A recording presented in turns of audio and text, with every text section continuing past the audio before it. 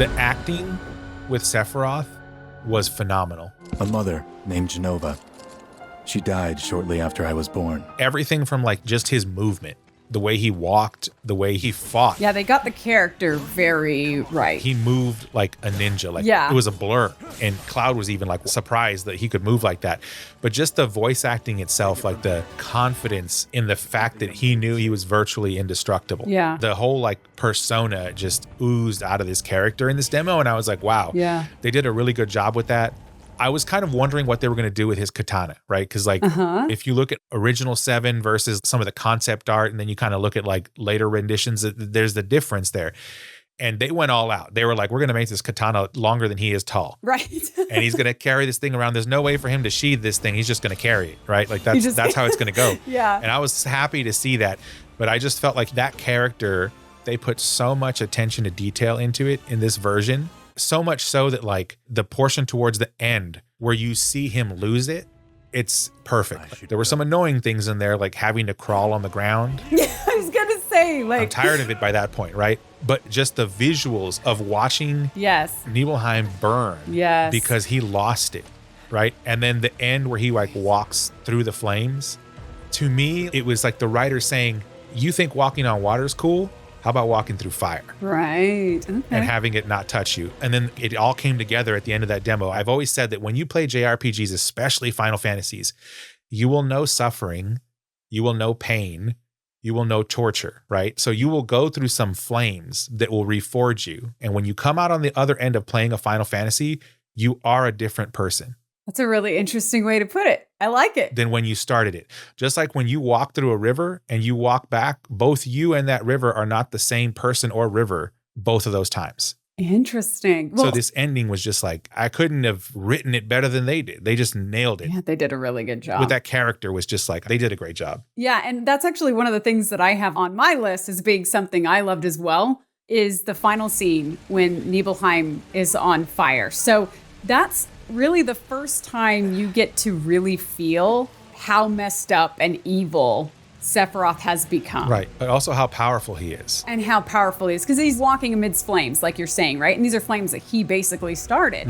And it's not just that you see everything aflame at hand, but you watch him murder innocent people right in front of you, which is really intense. So even people who are trying to help you, like the guy who reaches down to like give you aid and then Sephiroth comes over and just kills him. I mean, it really makes you realize how terrible Sephiroth is, right? I mean, Sephiroth is considered like the GOAT of Final Fantasy villains by many people, right? Even though you'd probably say that Kefka is more... For sure. But this was the moment where he flipped to become a Kefka. Yeah, this is the culmination, right? And we see it in this demo because we know he's bad news. In Remake, we know he's bad news because they keep flashing to him and we know that there's this evil Sephiroth character, right? But in this scene, we really see how bad he is. And I think they did a really good job making that feel more personal. So a couple things I wasn't a huge fan of. So when you first walk into Nibelheim, you hear people say, Sephiroth did this, Sephiroth did this. Sephiroth did this.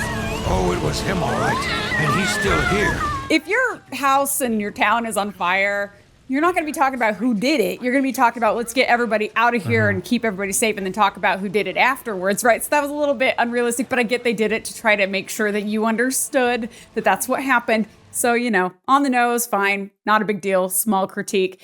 Then when you get injured and then you're like walking, there was so much limping. Like when you have to limp through that building.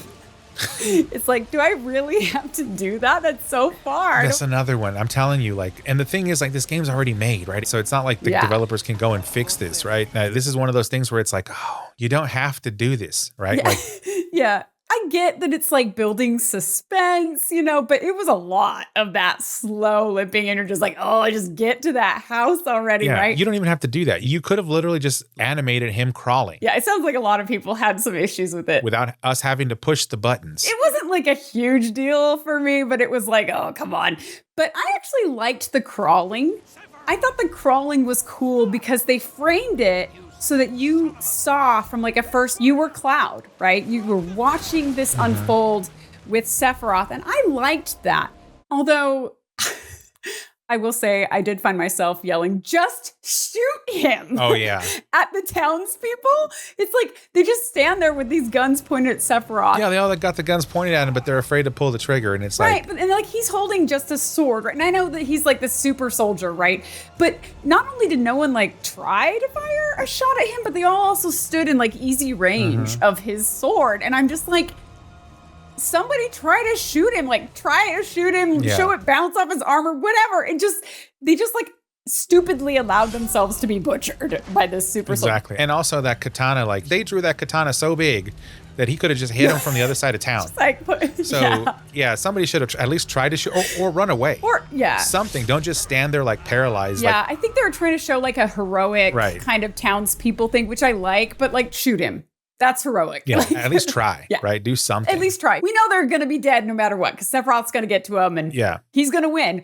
But just fire the gun. But the way they framed that final scene was interesting to me because as we were talking about kind of the mannerisms and especially the facial expressions earlier on where he was like, again, fangirling over Sephiroth. From the beginning to the end, no matter how you look at it, Cloud was looking up at Sephiroth. Yeah.